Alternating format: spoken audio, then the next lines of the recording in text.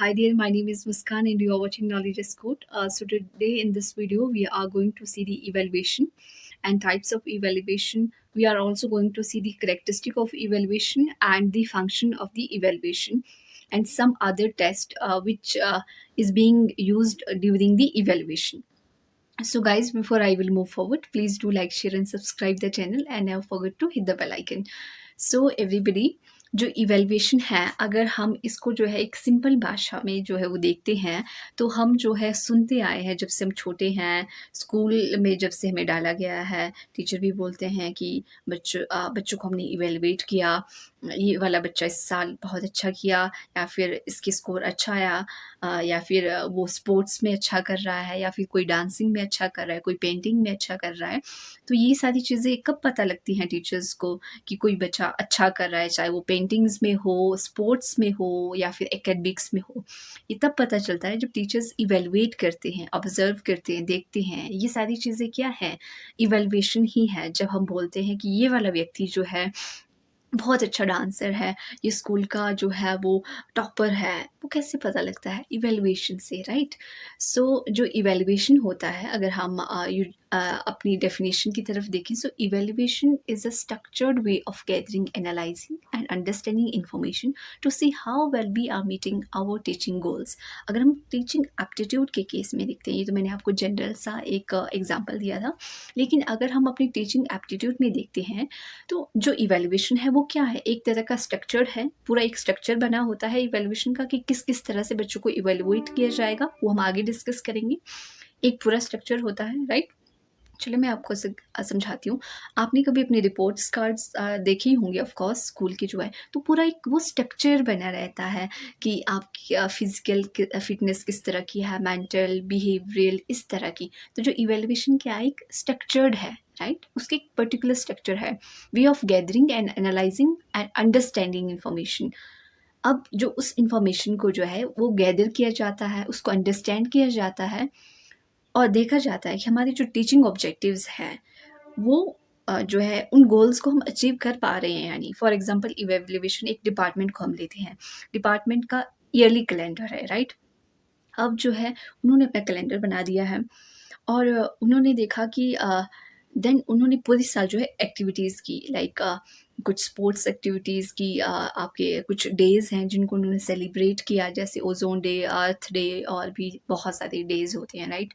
उनको और भी जो एजुकेशनल एक्टिविटीज़ होती है वो देखी उन्होंने, राइट? फिर लास्ट में क्या किया उन्होंने, फिर उन्होंने उस कैलेंडर को देखा जो उन्होंने बनाया था एक पूरा स्ट्रक्चर, और फिर देखा कि हमने कौन-कौन सी जो चीज़ें सही वक़्त पे करी थी। अगर ओज़ोन डे 16 सितंबर को है तो हमने वो मनाया, या फिर कोई एक चीज़ फॉर एग्ज़ाम्पल हमने एजुकेशनल टूर का एग्ज़ाम्पल लेना है। हमने डिसाइड किया कि हम एजुकेशनल टूर पे या तो जो है अप्रैल में जाएँगे या तो हम सितंबर में जाएँगे, कि हम उसी वक़्त गए, राइट? तो हम जब इन सारी चीज़ों को देखते हैं, हम क्या कर रहे हैं? एक डिपार्टमेंटल लेवल पे अपना इवैल्यूएशन कर रहे हैं, क्या मैंने ये चीज़ जो है की, राइट?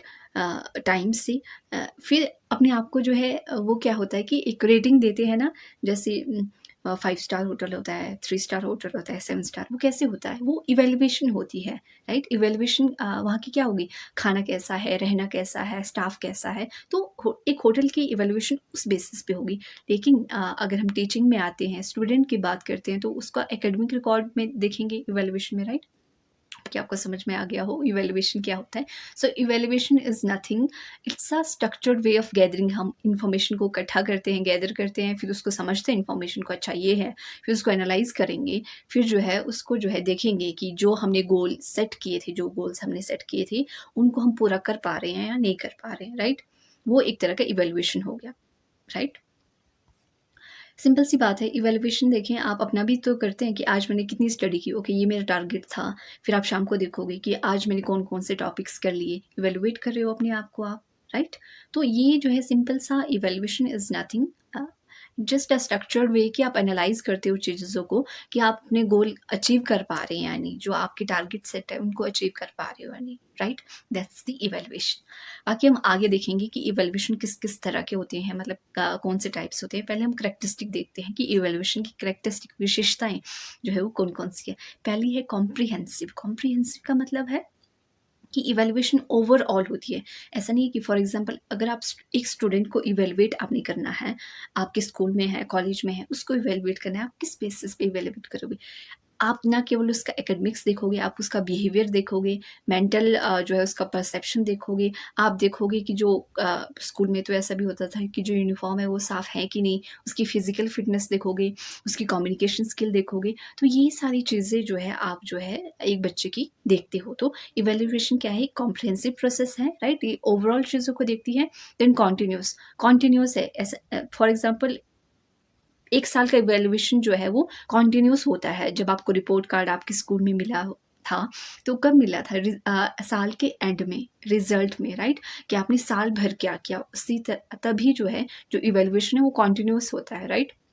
कि आपने सारी चीज़ें अच्छे से की या नहीं की, राइट? तो उसका जो लेखा-जोखा होता है पूरा, फिर लास्ट में आपको जाके आपको पेरेंट्स खुद टीचर्स देते हैं, या फिर कभी अगर ना हो तो आपको ही देते हैं। तो इस तरह से जो इवैल्यूएशन है वो कंटीन्यूअस प्रोसेस है, ये होता ही रहता है। इवैल्यूएशन आप अपनी लाइफ में भी देख लो, जब आप छोटे थे तब किन चीज़ों पे अपने आप को इवैल्यूएट करते थे कि मुझे अच्छे से बोलना आता है, या फिर या मैं अच्छे से बात कर सकता हूँ लोगों के साथ, मैं अच्छे से लिख सकता हूँ। तो इन सब चीज़ों पे आप अपने आप को इवैल्यूएट करते थे। अब जब आप यंग हो गए हैं तो किन चीज़ों पे इवैल्यूएट करते हो? ओके, क्या मैं अपने गोल को अचीव कर रहा हूँ? क्या मैं फाइनेंशियली इंडिपेंडेंट हूँ? तो जो इवैल्यूएशन है वो लाइफ में भी होता ही रहता है, right? Now coming to systematic process, अगर हम टीचिंग उसमें देखें कि सिस्टमैटिक प्रोसेस कैसा है। अब जो इवैल्यूएशन है उसको एक सिस्टम से करेंगे, राइट? उसका एक स्ट्रक्चर होगा, जैसे कि मैंने आपको बताया वही रिपोर्ट कार्ड आप याद रखिए कि उस रिपोर्ट कार्ड में जब आप देखते हैं तो एक सिस्टम बना होता है कि पहले आपका एकेडमिक्स आएगा, फिर फिजिकल फिटनेस आएगी, फिर आपके अदर चीज़ें आएंगी। तो एक तरह का सिस्टम बना होता है, राइट? सिस्टमेटिकली चीज़ों को उस तरह से जो है इवैल्यूएशन होता है। Then alignment with instructional objective. Alignment with instructional objective का मतलब है जो आपके इंस्टीट्यूट के ऑब्जेक्टिव्स हैं, लाइक आपका जो इंस्टीट्यूट है, फॉर एग्जांपल वो चाहता है कि जो बच्चों का जो एक कॉन्फिडेंस लेवल अच्छा हो, कम्युनिकेशन स्किल अच्छा हो। तो आपने क्या किया, आपके स्कूल ने सीबीएसई, आईसीएसई जो भी हमारे स्कूल्स हैं, उन्होंने जो है गोल ये टारगेट किया कि 10th के रिजल्ट हमारे 100% आने चाहिए। कब आएँगे? जब बच्चे अपना 100% देंगे, जब बच्चे अपने गोल को अलाइन करते हैं इंस्टीट्यूट के गोल के साथ, तो वो फिर एक जो है वो एक ऑब्जेक्टिव हो जाता है बच्चे का भी और इंस्टीट्यूट का भी। तो यही मतलब है कि alignment with the instructional objectives. तो आपके प्रिंसिपल ने ये बोला कि हमें 100% रिजल्ट चाहिए, आप क्या करेंगे? आप भी अपना जो है 100% देंगे, कहाँ? अपने पेपर में, right? That's the thing. Then coming to utilisation of diverse method. अब इवैल्यूएशन में क्या होता है कि हम एक ही मेथड को यूज़ नहीं करते हैं इवैल्यूएशन में।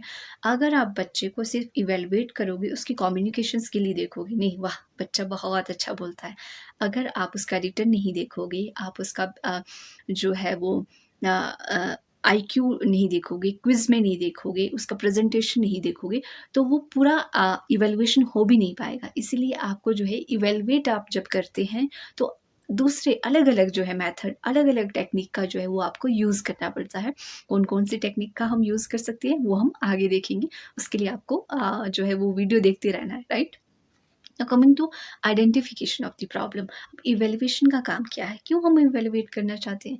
इसलिए ताकि हमें ये पता चले कि हम कहाँ लैग कर रहे हैं, हम कहाँ अच्छा कर रहे हैं और कहाँ जो है खराब कर रहे हैं, ताकि जो हम खराब कर रहे हैं उसको हम अच्छा कर सकें, राइट? तो इवैल्यूएशन में क्या होता है, हम प्रॉब्लम को भी आइडेंटिफाई करते हैं। फॉर एग्जांपल कल के लिए आप एक अच्छी टीचर्स बनेंगे, आप जो है अध्यापिका बनेंगी या फिर अध्यापक बनेंगे, राइट? तो आप देखोगे ना बच्चों की क्या प्रॉब्लम है, जब आप इवैल्यूएट उसको करोगे, आप आइडेंटिफाई करोगे, अच्छा बच्चा लिखने में जो है खराब है, या बोलने में खराब है, या बच्चे का कॉन्फिडेंस लेवल उतना अच्छा नहीं है, बच्चा चुप-चुप रहता है। तो क्या करोगे, आप प्रॉब्लम को आइडेंटिफाई करोगे, फिर जो है उसका सॉल्यूशन भी दोगे बच्चों को, वो बात की बात है। Now coming to integral to teaching.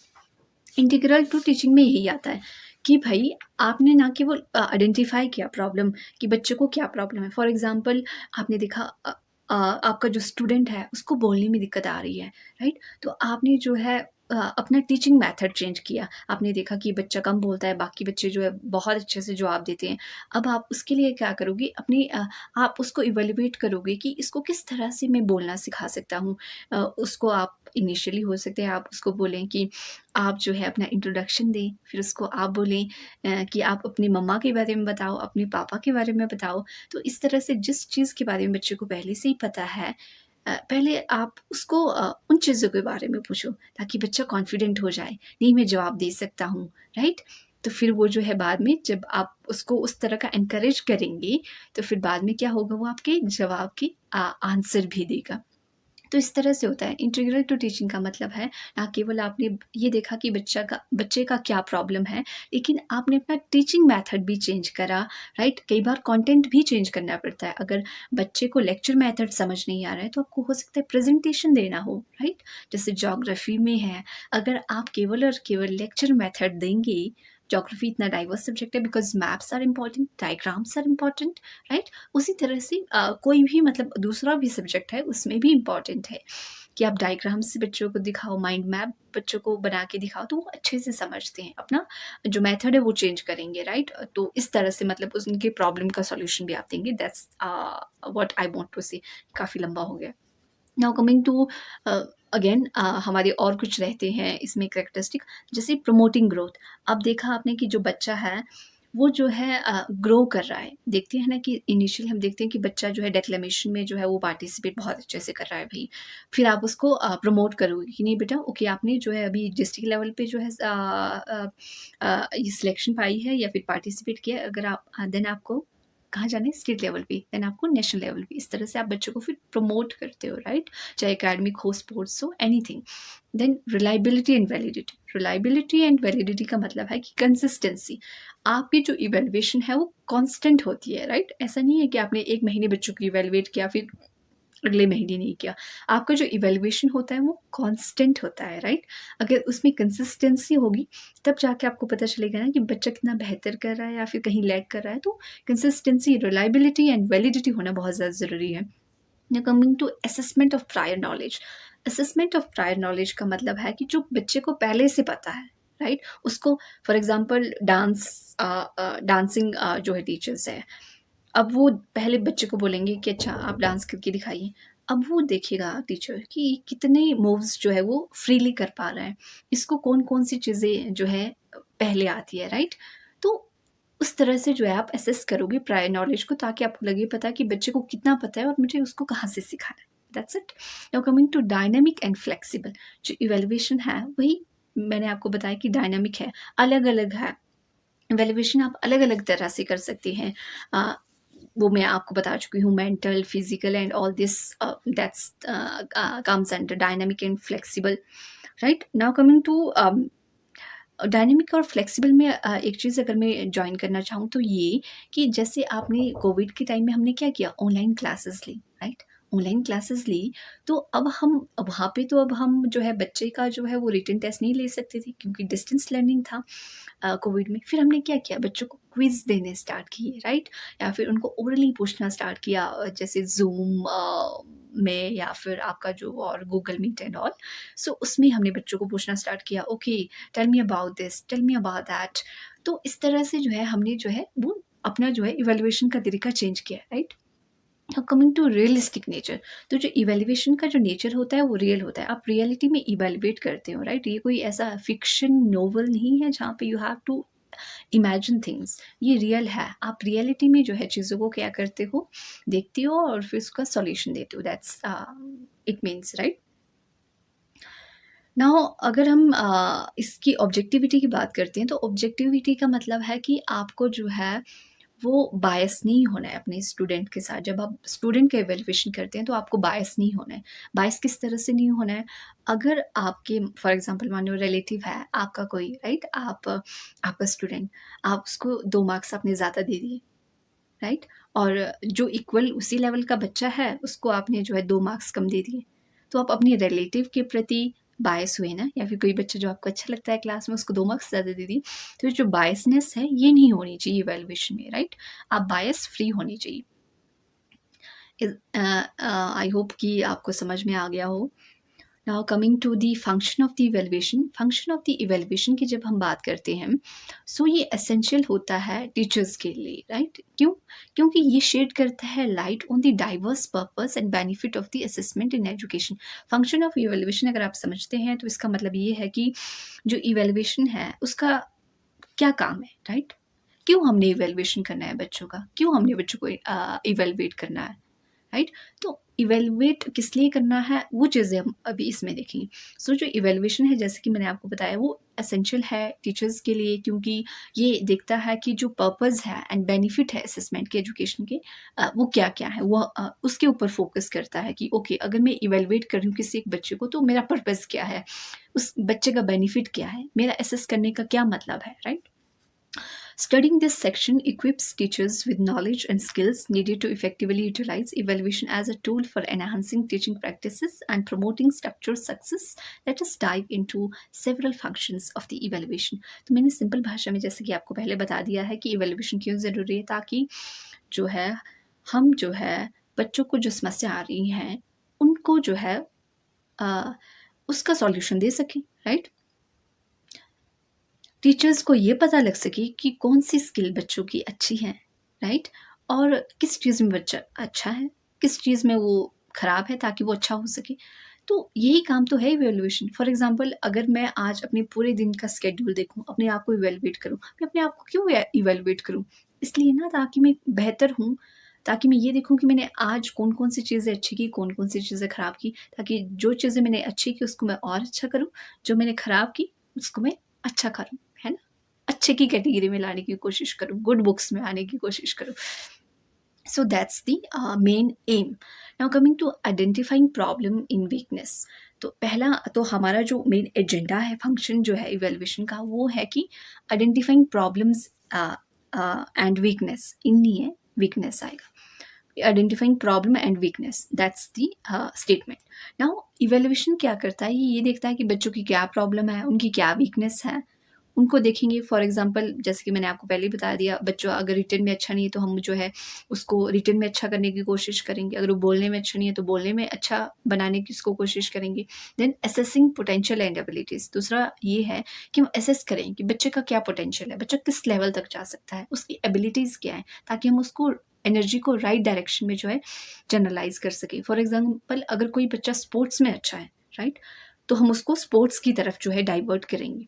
अगर कोई एकेडमिक्स में अच्छा है तो हम उसको एकेडमिक्स की ओर जो है वो उसकी एनर्जी को डाइवर्ट करने की कोशिश करेंगे। तो that's the meaning of assessing potential and abilities. इसके और भी कई सारे एग्जांपल होते हैं, मैंने आपको सिंपल भाषा में समझाया। Now coming to basis for certification and awards. देखिए आप जब फर्स्ट आते हैं तो आपको सर्टिफिकेट मिलता है, अवार्ड्स मिलते हैं। वो कैसे? वो इवैल्यूएशन से आता है ना, कि आपके मार्क्स जो है सभी में से अच्छे आए हैं, आप का इवैल्यूएशन हुआ है। अगर आप यूजीसी नेट क्वालिफाई करेंगे, जेआरएफ क्वालिफाई करेंगे तो आपको सर्टिफिकेट देगी जो आपकी एजेंसी है एनटीए। तो क्या है, वो आपको असेस किया ना, उसने इवेलुएट किया ना, तब क्या मिला आपको? सर्टिफिकेट मिला, अवार्ड्स मिला, right? That way. Now measuring the fulfilment of objective. Now measuring the fulfilment of objective का यही मतलब है कि जो ऑब्जेक्टिव आपने सेट किए हैं, जो एम है वो आपका, आप उनको मेजर कर पा रहे हो या नहीं, फुलफिल कर पा रहे हो या नहीं। फॉर एग्जांपल मानो आपने जो है टारगेट बनाया कि इस साल मैंने इस सेमेस्टर में बहुत अच्छे मार्क्स लाने हैं, एटलीस्ट 100 में से तो 85 तो लाने ही लाने हैं। आपने सेट किया टारगेट, राइट? तो फिर बाद में जब आप पेपर देंगे, अपने आप को इवैल्यूएट करेंगे, फिर देखेंगे कि अच्छा मैं एग्जैक्टली ला पा रहा हूँ इतने या नहीं, राइट? तो हम वो भी देखते हैं कि जब हम कोई टारगेट सेट करते हैं, उसको इवैल्यूएट करने के लिए, उसको मेजर करने के लिए जो है हम क्या करते हैं, इवैल्यूएशन का यूज़ करते हैं। Now coming to providing feedback. Providing feedback का मतलब है, सारी चीज़ें मतलब सेम ही है, तो मैं क्या ही कह सकती हूँ कि अब क्या होता है कि जब आपने देखा कि कोई बच्चा फॉर एग्जांपल माने कि मैथ्स में इतना अच्छा नहीं है, आपने उसको फीडबैक दिया, बेटा you are not good at maths, आपको ये वाला जो है इक्वेशन नहीं आ रही है, या फिर आपको ये वाली चीज़ नहीं आ रही है, तो आपने उसको फीडबैक दिया, राइट? अब क्या करेगा वो? उसको इम्प्रूव करेगा। आप फीडबैक कैसे दोगे किसी को? जब आप किसी को इवैल्यूएट करोगे, right? Now coming to motivation. Motivation अब कैसे? नाउ अगर बच्चा बहुत अच्छा कर रहा है, एकेडमिक्स में बहुत अच्छा कर रहा है वो, राइट? अब वो मोटिवेट हो गया कि मैंने और अच्छा करना है, राइट? उसको इवैल्यूएशन मिला कि बच्चा फर्स्ट आ गया, अब उसके मन में ये आ गया कि मैंने हमेशा फर्स्ट आना है। तो इस तरह से मोटिवेट भी होते हैं आप। ऑफरिंग गाइडेंस, आपको गाइडेंस भी देते हैं डिफरेंट टीचर ऑफ कोर्स। अगर आपको लगता है कि आपको एक टीचर से समझ नहीं आ रहा है, यूट्यूब में आप दूसरे वीडियोज़ में चले जाओगे, तो वहाँ से गाइडेंस ले लोगे। फैसिलिटिंग प्लानिंग, टीचिंग में क्या होता है कि जब आप को प्लानिंग करनी होती है, राइट। फॉर एग्जांपल 2 स्कूल्स हैं, राइट। एक में जो है +2 का जो रिज़ल्ट है वो 95% है, एक में जो है वो 60% है। नाउ अब फैकल्टीज़ क्या करेंगी, they will compare with each other कि भाई क्या इनके पास कौन-सी अच्छी चीज़ें हैं और हमारी कौन-सी चीज़ें हैं जिनको हमें improve. So now let us see the supporting revision. So supporting revision में हम बात करते हैं कि जो भी हमारे फॉर एग्जांपल जो करिकुलम है या सिलेबस है, जो भी उसमें रिवाइज करना है हमने, फॉर एग्जांपल हमने एक करिकुलम जो है वो डिज़ाइन किया है हमारे इंस्टीट्यूट के लिए, हम या हमने कोई कोर्स वर्क डिज़ाइन किया है, तो उसमें क्या करेंगे हम, स्टूडेंट अब जो हमें फीडबैक देते हैं, फॉर एग्जांपल अगर वो उसमें कुछ जो है मॉडिफिकेशन चाहते हैं, आपको फीडबैक मिलता है स्टूडेंट्स की ओर से, तो हम उस चीज़ को रिवाइज करते हैं, राइट। वो भी एक तरह का इवैल्यूएशन ही हुआ।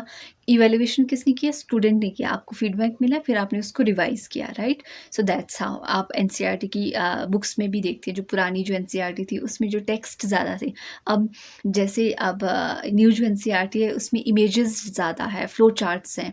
तो इस तरह से मतलब जैसे जो एनसीईआरटी को जो स्ट्रक्चर देने वाली जो एजेंसी है, या फिर उन बुक्स को जो लिखने वाले लोग हैं, उनको फीडबैक मिला, राइट। लिख के कई टीचर्स देते हैं कि ये आप ये टॉपिक ऐड कीजिए, या फिर उनके जो कॉलीग हैं वो उनको फीडबैक देते हैं। तो इस तरह से जो है रिवीजन होता है। Now coming to enabling inter institutional comparison. जब हम बात करते हैं इंटर इंस्टीट्यूशनल कंपैरिजन की, तब हम बात करते हैं कि जो इन बिटवीन जो हमारे इंस्टीट्यूट होते हैं, फॉर एग्जांपल जैसे मैंने एग्जांपल आपको दिया था स्कूल का, right. CBSE ICSE for example 2 school हैं, तो उनमें जो है 10th ग्रेड के बच्चों के मार्क्स जो है वो अलग अलग आए, जो परसेंटेज जो पास बच्चों का है वो अलग अलग आया। एक में जो है वो 80% आया, एक में 60% आया। Now they will look on their structure कि कहाँ कमियाँ रही, किस तरह से वो बेहतर कर सकते हैं। तो इस तरह से इंस्टीट्यूशनल कंपैरिजन में भी आपको हेल्प करता है। Now coming to educational decision making. Now educational decision making में अगर आप देखें कि कोई बच्चा जो है बहुत अच्छा कर रहा है, वो जो है एकेडमिक्स में बहुत अच्छा कर रहा है या स्पोर्ट्स में कहीं बहुत अच्छा कर रहा है, तो आपने उसको इवेलुएट किया ना कि एकेडमिक में अच्छा किया, या फिर किसी ने स्पोर्ट्स में अच्छा किया, या फिर डांसिंग में अच्छा किया। तो फिर अब आपके लिए ये जो है एजुकेशनल डिसीजन लेना ईजी हो जाएगा कि आपने किस बच्चे को डेक्लेमेशन में भेजना है, आपने किस बच्चे को जो क्विज़ के लिए भेजना है, आपने किस बच्चे को जो है स्पोर्ट्स के लिए भेजना है। तो इस तरह से जो है एजुकेशनल डिसीजन मेकिंग में भी आपको जो है इवैल्यूएशन हेल्प करता है। Now coming to communicating progress to parents. तो ये जो है लास्ट आप कह सकते हैं कि एक तरह का स्टेज भी होता है जब आप पूरी साल मेहनत करते हैं, फिर लास्ट में जो आपके जो टीचर्स होते हैं वो रिपोर्ट कार्ड आपके पेरेंट्स को देते हैं, उनसे कम्युनिकेट करते हैं कि आपके बच्चे ने इस साल जो है इस तरह से जो है अपना परफॉर्मेंस दिया, उसने स्पोर्ट्स में अच्छा किया, या फिर उसने जो है एक्स्ट्रा करिकुलर एक्टिविटीज़ में अच्छा किया, या एकेडमिक्स में अच्छा किया, या फिर किसी और चीज़ में अच्छा किया। तो वो सारा जो है वो जो एक तरह का जो एक रिपोर्ट होता है वो आपको पेरेंट्स को जो है वो दिया जाता है। तो इस तरह से कह सकते हैं कि कम्युनिकेटिंग जो प्रोग्रेस है which is given to your parents, right. So यहाँ ये हमारे हो गए फंक्शन ऑफ इवेलुएशन की क्या काम है इवेलुएशन का, कहाँ हमें ये काम आता है, because you are going to be assistant professor probably.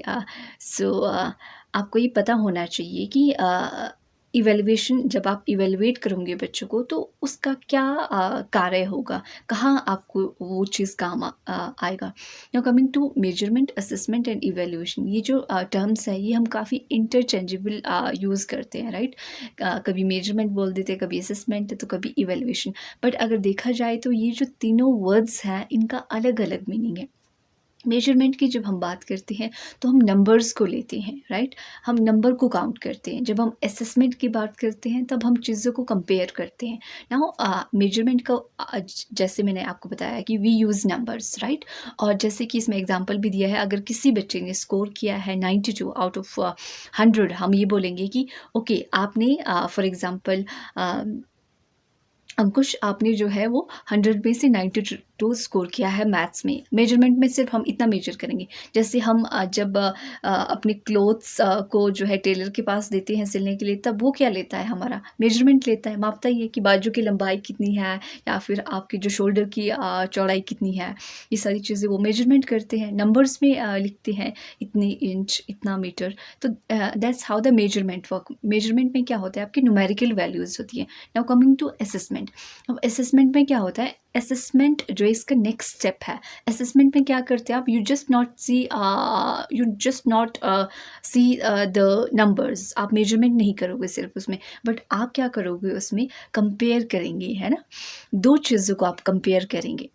Now जैसे कि चले हम देखते हैं कि हमने क्या लिखा है। For instance, seeing the student stood first in class is an assessment because it put the number into context and tell us how well student did compared to others. Okay, देखिए अगर मैं सिर्फ इतना बताऊं कि ओके मेरे students हैं, मान लो 10 हैं या फिर आपके स्टूडेंट्स हैं क्लास में, तो आपने बताया ओके अंकुश आपने जो है 81% लिए हैं।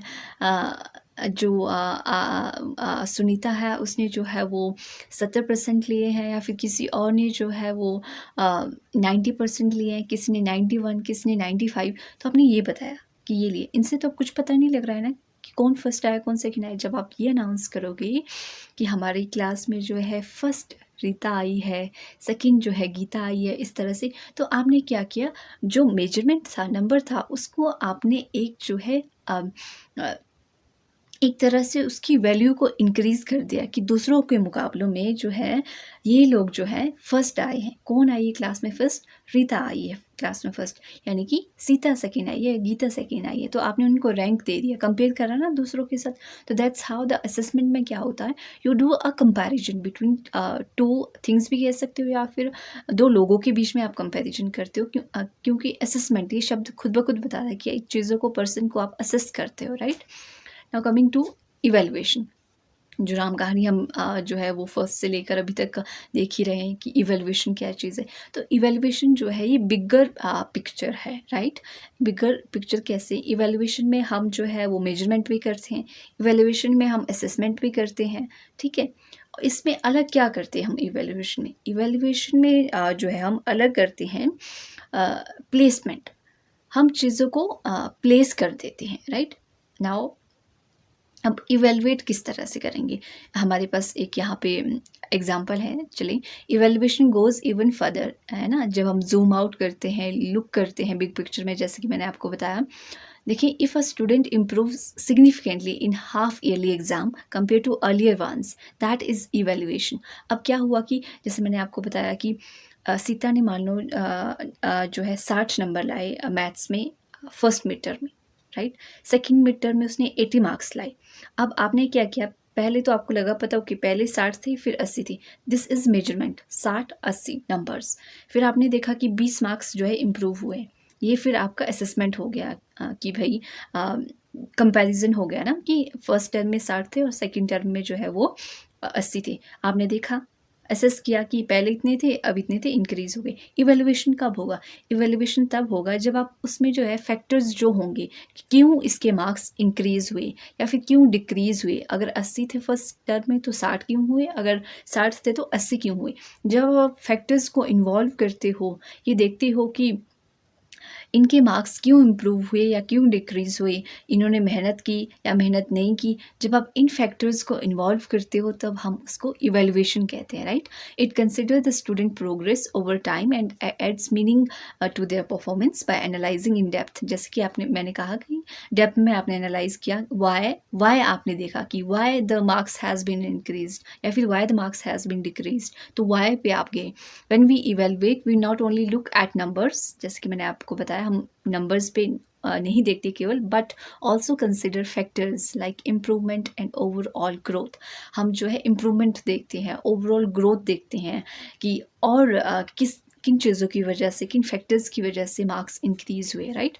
सो दिस इज़ द इवेल्युएशन जिसमें हम ओवरऑल चीज़ों को लेते हैं। इवेल्युएशन में केवल हम यही नहीं देखेंगे कि ओके मैथ्स में जो है इनके मार्क्स यहाँ से लेकर यहाँ तक इंक्रीज हुए। हम इवेल्युएशन में ये भी देखेंगे कि इनके बिहेवियर में क्या चेंज आया, राइट, और इनकी कम्युनिकेशन स्किल में क्या चेंज आया, या फिर किसी और चीज़ में क्या चेंज आया। तो कॉम्प्रीहेंसिव चीज़ें जो है हम इवेल्युएशन में सारी की सारी चीज़ें देखते हैं। जैसे कि मैंने फर्स्ट में आपको बताया था करेक्टरिस्टिक, जब हमने की थी इवेल्युएशन की, तो मैंने आपको बताया था कि जो इवेल्युएशन है वो किस तरह की प्रोसेस है, कॉम्प्रीहेंसिव, राइट। ये सारी चीज़ों को जो है इकट्ठे देखती है। Now coming to the technique of the evaluation. अब हमने इवेल्युएशन तो समझ लिया कि इवेल्युएशन क्या होता है। Now what are the techniques. जब आप टीचर बनेंगे, असिस्टेंट प्रोफेसर बनेंगे, तो आप बच्चों को किस तरह से इवेल्युएट करेंगे, राइट। क्या आप टेक्निक, कौन सी टेक्निक का आप यूज़ करेंगे, तो हम उसको जानेंगे अब। Okay, now coming to the quantitative techniques, right. तो दो तरह की टेक्निक होती है, एक तो क्वांटिटेटिव टेक्निक होगी, दूसरी होगी क्वालिटेटिव टेक्निक। जो क्वांटिटेटिव टेक्निक है ऑफ इवेल्युएशन की, it focus on using numericals data to assess student performance and understanding. बच्चों को कितना समझ में आया, राइट, वो किस तरह से परफॉर्म कर रहे हैं। जब हम इन सभी चीज़ों को नंबर्स में देखते हैं, नंबर में काउंट करते हैं, 10 में से 8, 10 में से 9, इस तरह का जो है जब हम इवेल्युएशन करते हैं तो उसको क्वांटिटेटिव टेक्निक कहा जाता है, right. Now coming to by assessing numerical values to correct answers, teacher can easily calculate score to represent student understanding of a particular subject. तो ये तो बिल्कुल आम सी बात है। जब टीचर देखेगा कि ओके जो है 100 में से बच्चे के कितने मार्क्स आए, तो इवेल्युएशन तो अपने आप में होगा ही, राइट। तो क्वांटिटेटिव इवेल्युएशन में क्या होता है, हम क्या करते हैं, हम क्या करेंगे, हम मार्क्स देंगे बच्चों को, राइट। 100 में से 80, 60 जितने भी आएंगे, राइट। तो हम जो है नंबर्स का यूज़ करेंगे वहाँ पे क्वांटिटेटिव टेक्निक में।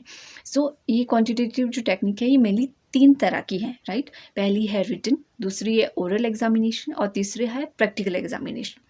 रिटन एग्जामिनेशन कैसे होगा, देखिए हमने जो है बहुत पेपर दिए हैं अपने जो है स्कूल से लेकर then college and then university, है ना। जो सेमेस्टर एग्ज़ाम है, मिड टर्म एग्ज़ाम है, वो सारे हमने रिटन ही तो दिए। हमें पता है कि रिटन पेपर क्या होता है, पेन और paper, that's the written paper, है ना। पेन से लिखते हैं, पेंसिल से लिखते हैं, इट्स वेरी सिंपल। तो मैं आपको इतना ज़्यादा इसको हाईलाइट तो क्या ही करना है। तो रिटन एग्जामिनेशन, तो जब आप प्रोफेसर, असिस्टेंट प्रोफेसर बनेंगे, जब आप स्टूडेंट से रिटन एग्जामिनेशन लोगे उनसे, तो आप कौन सी टेक्निक का यूज़ कर रहे होंगे, क्वांटिटेटिव टेक्निक का, राइट।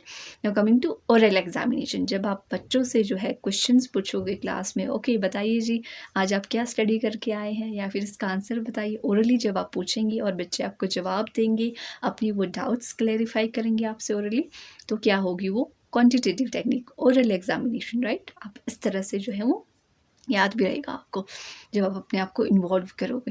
नाउ दिस जो आपका ओरल एग्जामिनेशन है, वैसे तो मैंने आपको बता ही दिया है कि this complement written assessment by evaluating student verbal skill such as clarity of expression. आप देखेंगे कि बच्चे अपनी जो विचार हैं उसको किस तरह से एक्सप्रेस कर रहा है, जो वो बोल रहा है उसके एक्सप्रेशन के साथ जा रहा है या नहीं जा रहा है, उसकी डेप्थ ऑफ अंडरस्टैंडिंग कितनी है, क्रिटिकल थिंकिंग है उसमें या नहीं, अंडर प्रेशर वो किस तरह से जो है चीज़ों को मैनेज करता है। तो ये सारी चीज़ें आप जो है उनको ओरल चीज़ों में देखोगे। रिटन में क्या देखोगे, हैंड राइटिंग किस तरह की है, समझ में आ रहा है कि नहीं, क्लियर लिख रहा है या नहीं, ग्रामर किस तरह का है, सेंटेंस अच्छे से बना रहा है या नहीं। तो ये आपका रिटन एग्जामिनेशन में आ गया, राइट। तो अब हमारी बचती है लास्ट टेक्निक, किसकी, क्वांटिटेटिव टेक्निक की, राइट। नाउ लास्ट जो हमारी ये टेक्निक है प्रैक्टिकल एग्जामिनेशन, ये कुछ कुछ सब्जेक्ट्स के लिए जो है एप्लीकेबल होती है। हिस्ट्री के लिए एप्लीकेबल नहीं होगी, बिकॉज हिस्ट्री में तो आप प्रैक्टिकल कुछ करोगे नहीं। ये ऐसे सब्जेक्ट में, मेनली साइंस के जो सब्जेक्ट होते हैं आपके, फिज़िक्स, बायोलॉजी, जूलॉजी एंड उसमें बॉटनी में डिवाइड होता है, आगे बायोसाइंस के अंदर आता है, and then your chemistry and then your geography, है ना। तो फिज़िकल एजुकेशन, तो जो प्रैक्टिकल कुछ सब्जेक्ट्स होते हैं उनके लिए ये जो है ज़्यादा मैटर करता है practical examination. Essential for subject requiring hands on skills, जिसमें हाथों की स्किल्स होनी चाहिए, hands on skill. Practical exam assess student ability to perform task and experiment. Practical examination में हम क्या देखते हैं कि जो पर्सन है वो एबल है कि वो टास्क को परफॉर्म कर सकता है, टाइट्रेशन कर सकते हैं आप या नहीं, राइट। ज्योग्राफी में आप जो प्रैक्टिकल्स है वो कर सकते हैं, यानी जीआईएस है ना, कर सकते हैं, यानी जीआईएस में जो हमारी रहते हैं कुछ एक्सपेरिमेंट्स या फिर प्रैक्टिकल्स वो कर पाते हैं या नहीं, या फिर फिजिकल एजुकेशन वाले ग्राउंड में भाग पाते हैं या नहीं। तो बहुत सारी चीज़ें हैं। Now coming to this type of evaluation is crucial in fields like science, technology, craft and music में ये सारी चीज़ें होती हैं प्रैक्टिकल, जहाँ पे आपको प्रैक्टिकल देना होता है। It's measures not just theoretical knowledge, जो प्रैक्टिकल एग्जामिनेशन है वो केवल आपका थ्योरेटिकल नॉलेज नहीं देखता है, बट ऑपरेशनल स्किल्स आपकी देखता है कि आप चीज़ों को ऑपरेट कर पाते हो या नहीं। जब ज्योग्राफी वालों का प्रैक्टिकल होता है तो आपके एग्जामिनर देखेंगे कि आप जो है इस एक्सरसाइज को जो है कंप्लीट कर पा रहे हैं या नहीं, आपको जो है जियो रेफरेंसिंग करनी आते हैं या नहीं, ये सारी चीज़ें, right. Precision and application of theoretical concept in real world scenario. अगर आपने टाइट्रेशन थ्योरेटिकली जो है पढ़ा है, राइट, अब एग्जामिनर ये देखेगा रियल में आप कर पा रहे हो कि नहीं, आप सही से सॉल्यूशन बना रहे हो या नहीं, या क्रिस्टल आपके क्लियर बन रहे हैं या नहीं। तो ये सारी चीज़ें हैं प्रैक्टिकल एग्जामिनेशन में, इससे आप लोग बखूबी जो है वो सारे लोग मुझे लगता है कि फ़ेमिलियर हैं ही।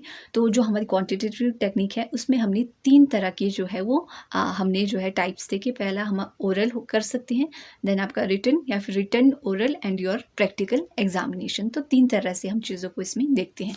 अब आते हैं हम क्वालिटेटिव टेक्निक्स में। क्वालिटेटिव टेक्निक्स की जब हम बात करते हैं, so qualitative technique is understanding the quality and feature of the assessment, right, nature of the assessment, sorry not feature. जो क्वालिटेटिव इवैल्यूएशन में है, हम ट्राई करते हैं जो क्वालिटी है और जो नेचर है असेसमेंट का, हम उसको जो है देखें कि क्या क्वालिटी है, क्या नेचर है, rather than measuring, rather than quantifying in numbers, right. जो ये मेथड हैं ये प्रोवाइड करते हैं टीचर को in depth insight into classroom dynamics. Student के इमोशन का पता चलता है, इफ़ेक्टिवनेस टीचिंग स्ट्रेटजीज इसमें पता चलती है कि जो आपने बच्चों को what ever you had taught in the class, वो क्या बच्चों को समझ आया है या नहीं, right. This help teachers improve their teaching method and better support their student learning.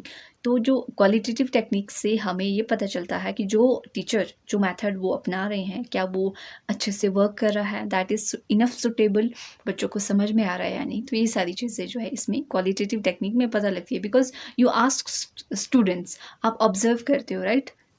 Now coming to जो इसमें हमारे टाइप्स ऑफ टेक्निक है इवेल्युएशन में, क्वालिटेटिव में पहला है ऑब्जर्वेशन एंड इंटरव्यूज़। आप ऑब्जर्व करोगे, राइट, आप देखोगे एम्पिरिकली, राइट, आप ऑब्जर्व करोगे, देन आप क्या करोगे, इंटरव्यू करोगे, बच्चों से पूछोगे कि आपको समझ में आ रहा है जो मैं करवा रहा हूँ। जैसे क्लास में माने कि आप लेक्चर दे रहे हैं, अब आप देखेंगे फेशियल एक्सप्रेशन तो बच्चों के दिख ही जाएंगे, whether they are getting you and not, अब देख के पता लग ही जाएगा। तो दैट्स अ ऑब्जर्वेशन, राइट। और कुछ बच्चों को आप फीडबैक के लिए भी पूछ सकते हो, this you can take as an interview कि are you people able to comprehend the things which I am teaching you people, right, आपको समझ में आ रहा है या फिर ज़्यादा इंग्लिश का यूज़ हो रहा है, हिंदी का यूज़ करना है, तो इस तरह की चीज़ें। फिर आता है आपका चेकलिस्ट। चेकलिस्ट में क्या होता है, आप सर्टेन चीज़ों को उसमें डाल देते हो। फॉर एग्जांपल कहीं डांसिंग कंपटीशन हो रहा है ना, डांसिंग क्लासेस हो रही है, तो आप एक लिस्ट बनाओगे कि कोरियोग्राफी, मूवमेंट किस तरह का हो रहा है, सही टाइम पे टर्न किया या नहीं, एक्सप्रेशन किस तरह के हैं, ये सारी चीज़ें। तो एक तरह की चेकलिस्ट बना दोगे तो वो आपका आ जाता है अंदर अंदर qualitative technique. Then cumulative records. जो क्यूमुलेटिव आपके रिकॉर्ड्स होते हैं, इसमें जो है मेनली आपके जो है वो सारी चीज़ें इसमें देखी जाती है। क्यूमुलेटिव का मतलब होता है इकट्ठे, राइट।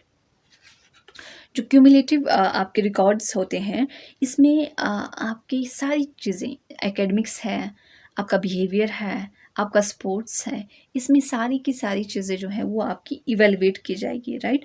उनको जो है वैल्यू दी जाएगी। क्यूमुलेटिव रिकॉर्ड्स मतलब, क्यूमुलेटिव मतलब sum of everything, right. Sum of the things भी आप बोल सकते हो, कुछ चीज़ों का जो रिकॉर्ड्स इकट्ठे जब आप सम अप कर देते हो तो उनको क्यूमुलेटिव रिकॉर्ड्स कहते हैं। तो इसमें ओवरऑल जो डेवलपमेंट की बात आती है ना, तो आपकी क्यूमुलेटिव रिकॉर्ड्स में आएंगी। जब आपको best student of the year का अवार्ड मिलता है कभी कॉलेज या स्कूल में, क्यों मिलता है? इसलिए मिलता है कि आप हर चीज़ में अच्छे हो, आपकी हर चीज़ देखी जाती है। Now coming to rating scale. Rating scale में क्या होता है, आप किस तरह से इवेलुएट करोगे?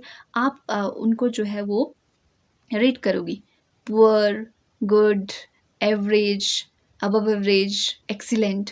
जैसे होता है ना 1 स्टार, 2 स्टार, 3 स्टार, जैसे होटल्स को जो है रिव्यूज़ मिलते हैं, या फिर आप बुक्स अब परचेज़ करते हो अमेज़न और फ्लिपकार्ट से, वहाँ पे भी रिव्यूज़ आते ही तो हैं कि 3 स्टार है, 4 स्टार है। तो इस तरह से तो रेटिंग स्केल आपका ये हो गया कि आप जो है सर्टेन जो है वो एक जो है वो आप रेट दे देते हो, राइट। जो कि मैंने आपको स्टेटमेंट में बता दिया, गुड बैड जो भी है, right. So this is your rating scale. Now coming to type of evaluation. अब इवेल्युएशन के जो है वो टाइप्स भी अलग अलग है, राइट। यानी कि फॉर एग्जांपल, जब स्टूडेंट जो है एक यूनिवर्सिटी में एंट्रेंस दे के एडमिशन लेगा, तो उस टाइम जो इवेल्युएशन होगा वो अलग होगा। जब वो यूनिवर्सिटी के अंदर जो है स्टडी कर रहा होगा, उस टाइम का इवेल्युएशन अलग होगा, राइट। और जब उसका सारा का सारा सेमेस्टर ख़त्म हो जाएगा, उसका कोर्स कंप्लीट हो जाएगा, राइट, तो उस टाइम का इवेल्युएशन अलग होगा, isn't it? सो पहला जो हमारा इवेल्युएशन है इसमें वो है डायग्नोस्टिक इवेल्युएशन, राइट। सो डायग्नोस्टिक ये बाद में आना चाहिए, बट पहले लिख दिया है तो मैं आपको समझा देती हूँ। जो डायग्नोस्टिक इवेल्युएशन है, जैसे शब्द ही बता रहा है डायग्नोज। डायग्नोज का मतलब क्या होता है? किसी चीज़ के रूट कॉज तक जाना, उसके प्रॉब्लम का सॉल्यूशन देना। बोलते हैं ना कि डॉक्टर डायग्नोज करेंगे इस पेशेंट को। डायग्नोज का मतलब होता है कि उनको ठीक करेंगे, उनकी जो बीमारी है उसका सॉल्यूशन देंगे भाई। तो डायग्नोज का मतलब यहाँ पे भी यही है कि जो भी वीकनेस, जो भी प्रॉब्लम बच्चे को आएगी during his and her course, तो उस जो भी प्रॉब्लम उसको आएगी उसको डायग्नोज किया जाएगा, उसको सॉल्व किया जाएगा, राइट। सो जो डायग्नोज इवोल्यूशन है, it involves identifying and addressing the root cause of student struggling with learning, unlike formative evolution which monitor progress during instruction. Diagnose evaluation step and when student encounter challenges. Okay, fine. इसमें नहीं जाना है आपने, जो sentence भारी भरकम लिखे हुए हैं।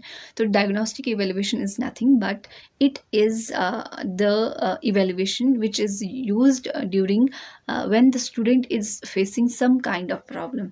जब आप कोई प्रॉब्लम फेस कर रहे हैं, राइट, तो हम जो है डायग्नोस्टिक इवेल्युएशन का यूज़ करते हैं ताकि उस प्रॉब्लम को हम जो है वो क्या कर सकें, देख सकें, उसको ठीक कर सकें ना। प्लेसमेंट इवेल्युएशन, प्लेसमेंट जैसे शब्द ही अपने आप में प्लेस कर रहे हैं हम किसी व्यक्ति को, राइट, किसी जगह में। जैसे आप जो है you are studying right now here, आप इस लेक्चर को देख रहे हो किसके लिए? ताकि आप पेपर को क्वालिफाई कर सको और अपने आप को कहीं आप प्लेस कर सको, राइट।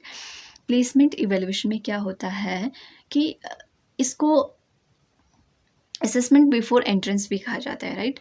जैसे आप इस इमेज में देखते हो, बच्चे हैं वो जो है पेपर देने बैठे हुए हैं। तो ये किसी जॉब के लिए या फिर किसी कोर्स के लिए जो है ये जो है यहाँ पे एग्ज़ाम दे रहे हैं। तो यही प्लेसमेंट इवेल्युएशन है। यानी कि जो आप पोजीशन पे, जिस पोजीशन पे आप जाना चाहते हो, उससे पहले जो आप एंट्रेंस देते हो वो आपका जो है वो प्लेसमेंट इवेल्युएशन है। अगर आपने यूनिवर्सिटी में एडमिशन लेना है, मास्टर्स करना है, फॉर दैट मैटर किसी भी स्ट्रीम में, तो आपको एंट्रेंस देना पड़ेगा। तो that's is your placement evaluation, that's it. So यही है। कॉलेज स्कूल में जब आप जाते हो तो कई बार जो है कुछ जगह जो है एंट्रेंस लेते हैं बच्चों का, फिर जाके एडमिशन देते हैं। तो that is your placement evaluation. Now coming to formative evaluation. Formative evaluation में होता है जब आपने, मानो आपका प्लेसमेंट इवेल्युएशन हो गया, आपने जो है एंट्रेंस क्लियर कर दिया, अब आप यूनिवर्सिटी में आ गए या कॉलेज में आ गए। अब वहाँ पे जब आप उस कोर्स को कर रहे हैं, उस कोर्स को करते हुए जो आपका इवेल्युएशन हो रहा है, असेसमेंट हो रहा है, उस प्रोसेस में उसको जो है फॉर्मेटिव इवेल्युएशन कहेंगे। वहाँ पे आपको कुछ चीज़ें आएँगी, कुछ चीज़ें नहीं आएँगी, आपको फीडबैक मिलेगा कि आप इस तरह से चीज़ों को इम्प्रूव कर सकते हो, आपको इंस्ट्रक्शंस मिलेंगे। तो वो आपका फॉर्मेटिव इवेल्युएशन हो गया कि ऑनगोइंग कोर्स में, ऑनगोइंग प्रोसेस में जो आपको इवेल्युएशन होता है उसको फॉर्मेटिव इवेल्युएशन कहा जाता है, इज़न्ट इट? आई होप कि आपको समझ में आ गया हो। Now coming to summative evaluation. Summative evaluation जो होता है आपका, समेटिव इवैल्यूएशन मतलब समेटिव, लास्ट में जब सारा कुछ हो गया, आपका कोर्स कंप्लीट हो गया, अब जो है बारी आती है आपके रिजल्ट की, कि आपने पूरे साल कैसा परफॉर्म किया। तो इस तरह का जो पीला जैसा आपको पेज दिख रहा है, ये रिपोर्ट कार्ड है जिसपे A B C D इस तरह की ग्रेडिंग हुई है। तो आपने पूरे साल जो भी किया उसका लेखा जोखा सारा इसमें है। तो ये आपका समेटिव इवैल्यूएशन है, जो कि कंक्लूजन है, जो कि लास्ट में दिया जाता है। इसको एक्सटर्नल इवैल्यूएशन भी कहते हैं, right. Summative evaluation, also known as external evaluation, at conclusion of the course में दिया जाता है। जो summative assessment है ये provide करता है का final evaluation of what student have learned over a specific period of time. जितना भी टाइम है, कॉलेज में 3 साल का टाइम है, मास्टर्स में 2 साल का टाइम है, या फिर आपके 9th क्लास में 1 साल का टाइम है। तो जो जितना भी आपने पूरे टाइम में जो भी एक्टिविटी की, तो लास्ट में जो कंक्लूजन आपको मिला, इवैल्यूएशन मिला, वो आपका फॉर्मेटिव इवैल्यूएशन है, समेटिव इवैल्यूएशन है। Now coming to criterion referenced evaluation. इसमें शब्द ही बता रहा है कि क्राइटेरिया, यानी कि कोई स्टैंडर्ड होगा, कोई क्राइटेरिया रखा होगा, तब ये जो है क्राइटेरियन रेफरेंस्ड इवैल्यूएशन है। So this evaluation was initially used by Glaser in 1963। आप इसको ढंग से देख लीजिए कि क्राइटेरियन रेफरेंस्ड इवैल्यूएशन किसने दी, कई बार पूछा जाता है। तो जो क्राइटेरियन जो आपका रेफरेंस्ड इवैल्यूएशन है, ग्लासर ने दिया था कब, 1963 में। सो क्राइटेरियन रेफरेंस्ड इवैल्यूएशन जो है